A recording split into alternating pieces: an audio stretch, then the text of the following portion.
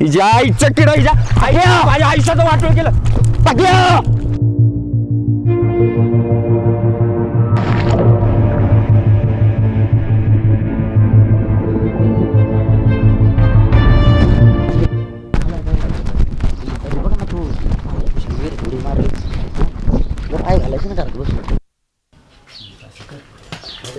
मावशे अरे मावशे काय रे? बघतो पोरग काय कुठं ना करून बसलो आज.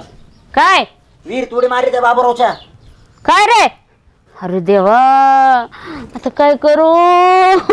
अरे नको मला मारून टाक पहिलं तू आणि जा कुठं मारायचं तुला कुठे जीव द्यायचा तो दे.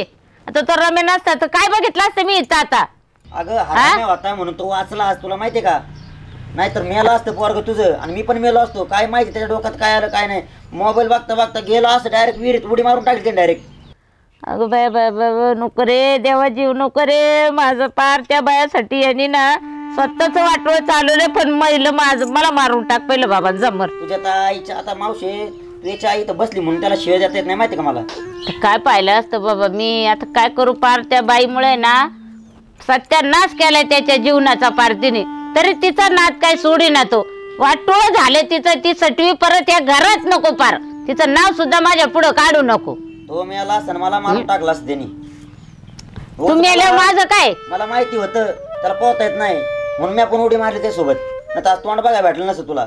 पक्या अरे पक्या अरे बोल ना काहीतरी. हा आम्ही आहे ना तुझे जीवा भावाचे.